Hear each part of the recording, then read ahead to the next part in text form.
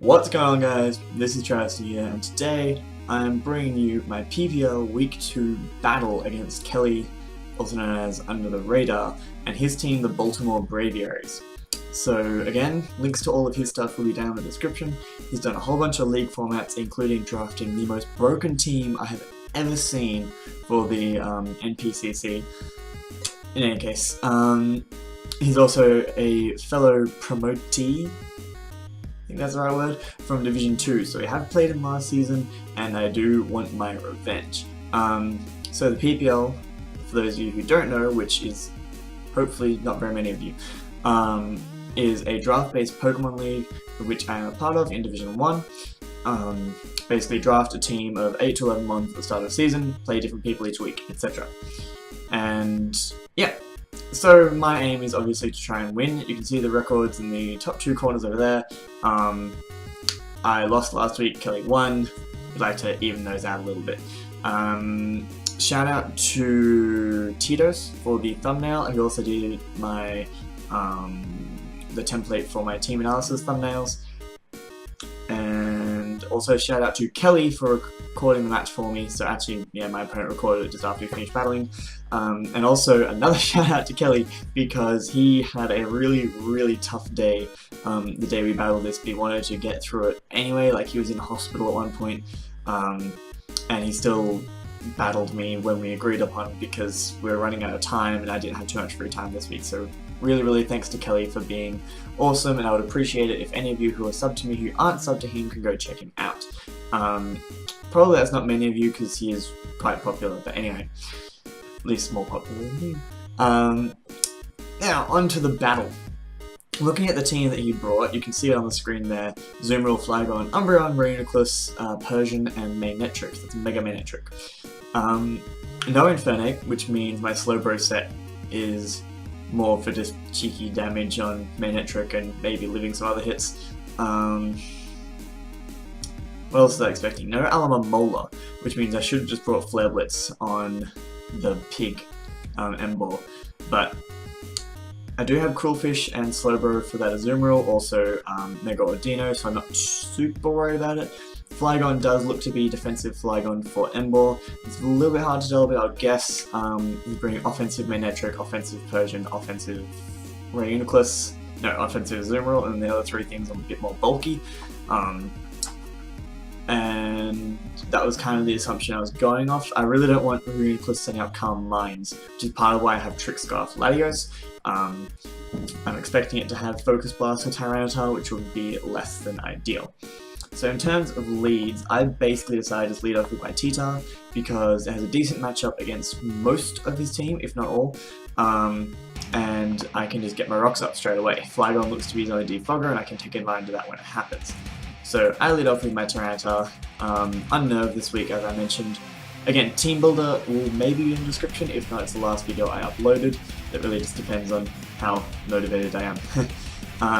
So he leads off with Mewnich, and I basically think he's just going to go for Volt Switch because Hidden Power Fighting won't come close to taking me out, even if he's modest, and Earthquake would just nuke these things so hard. But you see Mega Evolves, and actually goes straight for Hidden Power Fighting. So I'm like, okay, that means I don't have HP Ice, means he probably can't touch my Latios. And that does more damage than I would like, but activates our weakness policy. I unfortunately clicked Stealth Rock, so misplaying right off the bat with my Tyranitar. If I clicked Earthquake, this thing would be dead. However, I basically decide I need Tyranitar, because otherwise Reuniclus will sweep me. So I switch out into my Latios, knowing he can't really touch me. He goes for Thunderbolt. I am Scarf, so I will Oko this thing with a Draco Meteor. He doesn't get the power, which is good.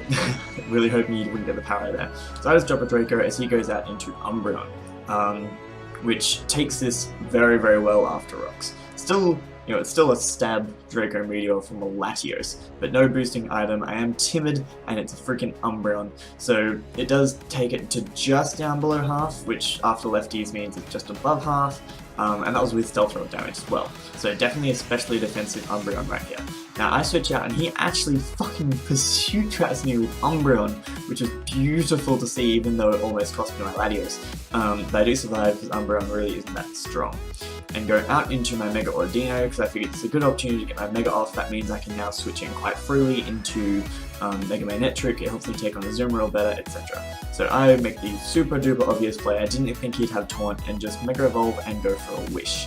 I'm fairly sure that's how this works. I haven't actually rewatched the battle since we battled, so I'm hoping I go for a Wish. Because I need to try and keep my Mons as healthy as possible. So I obviously have Tyranitar and Latios, both of which would appreciate this Wish Pass. And I'm pretty sure I switched straight into Titos here. Because I do not, if he sets up Carmine, I need this thing to be in straight away, and I didn't think he'd predict this early and go for Focus Blast, but he actually double switches, very nicely on his part, into the Manette trick again. However, I'm not too worried about this, because after the Wish I will be at a much nicer amount of health. I should have just brought lefties on this Tyranitar, honestly, because the weakness policy has now been wasted, but yeah, not all your plans work out. So I do get the Wish all the way back up, but I don't want to stay in and take another hit in power fighting. I do need that Tyranitar around to deal with Remizes, but now that it's healthy, I'm fairly happy just going into my Mega Ordino. I am physically defensive, but still, look at that damage. That's a Mega Manette trick, and it just does nothing. Mega Ordino is so fat. I love it. He brings the Persian. And originally I was looking at this and I was like, why would he bring in Persian? And now I remembered that it gets Gunk Shot, so I was expecting the Gunk Shot, realised I could live it. It does just under half, so just go for a Wish. He taunts me, not a good time. I'm definitely going to switch out here because Gunk Shot still hurts me so badly, and I go into my Tyranitar. Because Gunk Shot won't hurt, Fake Out won't hurt, Return won't hurt, and U-Turn, even though it does quite a bit of damage right here, it does like 30 to 40%, that's ridiculous. He has a Life Orb, I believe Adamant Persian, can't exactly remember. Actually no, I think it was Jolly for Latios, but anyway, that does so much damage, and he goes out into Flygon. And I don't outspeed this thing, so I have no investment.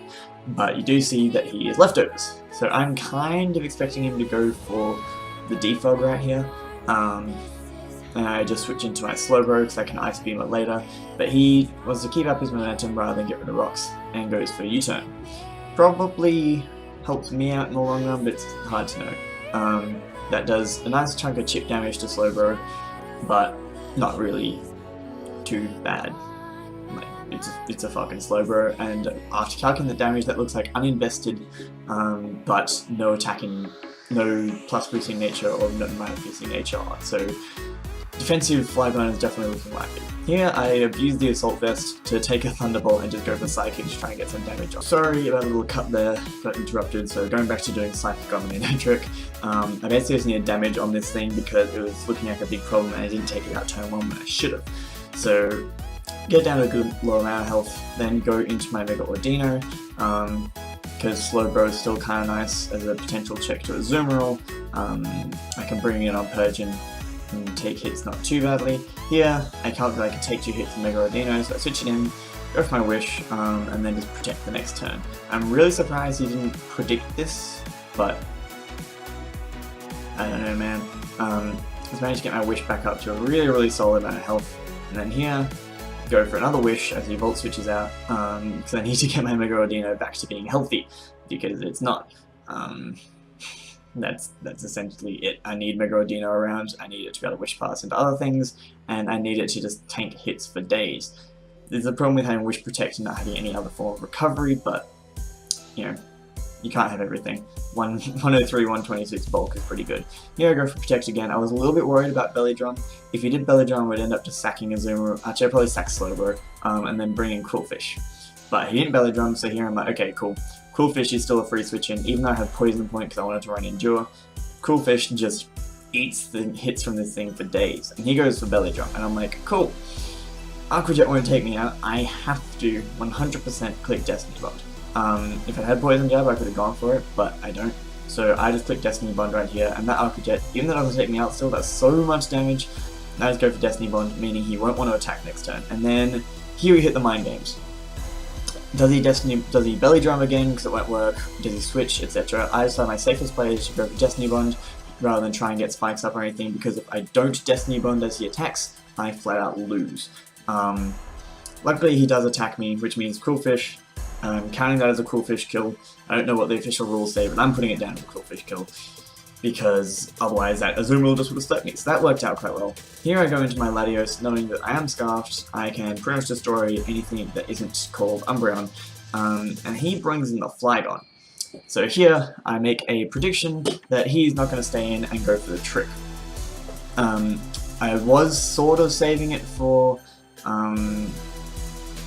was going to save it for a Uniclus, but this Umbreon is also a big problem, and if I get rid of its lefties, then I can 2-hit KO with Draco, and also lefties, I realized this afterwards, I didn't think about it at the time, but I realized that if I stay in now, because of the leftovers, I actually live a Pursuit, which is super duper nice. I believe the max roll was about 50 HP, and I'm on 51, so I was guaranteed to live just, and I can take out this Umbreon.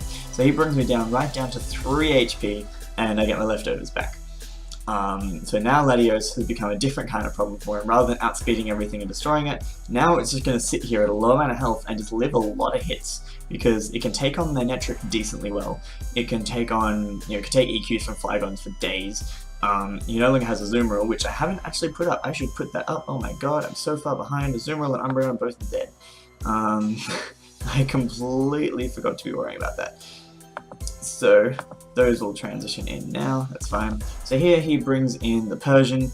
I decided to switch out, I believe, into my Ordino, because I still just chew hits from this thing for days, as long as I don't go for Gum Shot. He goes for U-turn to take a little bit more Life Orb recoil, and that does absolutely nothing. That does more to him than it did to me, because Ordino is just... In case you couldn't tell, I kind of really like the fact that I have this thing. And he goes into Reuniclus. So right here, I make, I believe, the same play and just go straight into Tyranitar, because even if he predicts with Focus Blast, there's a decent chance he'll miss, and I cannot afford to let him set up on me now that I no longer have my Trick Scarfer. He goes for Calm Mind, and if this is physically defensive, then a max roll from Crunch does about 80%. If he's offensive, like max HP, max special attack, it'll OHKO.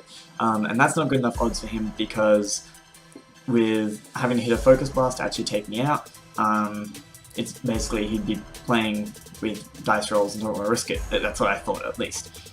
So here, I just go for the Crunch and manage to take out the Persian.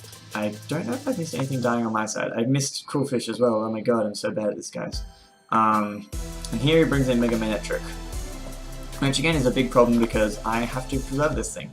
So yeah, sorry I'm really behind, I got too distracted on actually commentating. So yeah, I have to preserve this thing for Reuniclus. As long as I have Tyranitar and one other Wall Breaker around, Reuniclus is not a problem. Here I sack Slowbro. I'm sorry, man. That was brutal. Crit did not matter. Slowbro was going down there anyway. But yeah.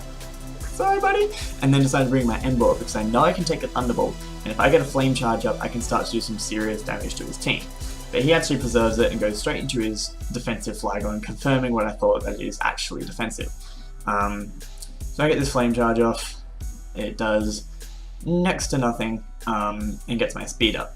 And I start looking at calcs, and basically, an Expert Belt HP Ice, because I am uninvested, will not kill a max HP Flygon. I probably should have put some special attack investment, but oh well. Also, sorry that I'm mouse being in the middle of the screen. That's annoying. So here I predict the Earthquake and go straight into my Latios. Really big risky play there, but I figured he wouldn't want to play around with a +1 Emboar, which effectively could sweep him at that point if he, depending on my moveset, because he could take an HPI, so I figured he wouldn't want to risk it. Go straight into my Latios, and I believe just click Draco. He switches into his Reuniclus. Probably my better play there would have been to go for Luster Purge in case he sacked something, which wouldn't have done much to this, but then if I got the 50% Def Drop, then I could OHKO the Draco the following turn. And then here, I'm going to pause it real quick because we have a big 50-50 coming up. So you can't see my HP, but it's low, but not low enough that I don't live a Focus Blast. Which we only seen Calm Mind from this. We don't know what moveset it has, but I'm willing to bet it has Recover, probably Psychic Stab, and I was guessing Focus Blast to try and hit Tyranitar, because otherwise, if you brought Shadow Ball for something, gets walled by Tyranitar, possibly also Energy Ball, which again I would live with Latios. So, basically at -2, a Draco will not kill him from where he's at. It does around a max of 35%, I think, and he, after leftovers, is sitting about 40-45, so Draco will not kill this thing. However, the Tyranitar switch is stupid obvious. I've been doing it all game. He could go into his Flygon to predict that. He could go into Mewnich and start firing off hidden power fightings and tearing through my team if you wanted to predict that. Actually put it as Thunderbolts, honestly.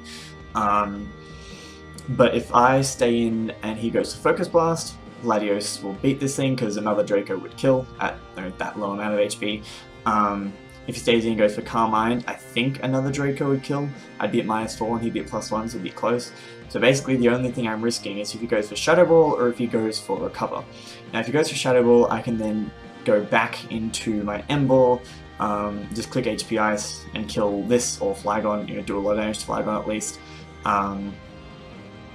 So I basically decided that my best play here is to stay in, and the worst case scenario is he recovers and then you reach another 50-50, except he's a lot better health than I am. And I'd probably have to try and switch into Tyranitar then, I predicted that it could be bad, but basically it's probably not kind of 50-50, it's probably like 60-40 in favour of me staying in, so that's exactly what I decided to do, stay in and click Draco, hoping that he basically doesn't recover.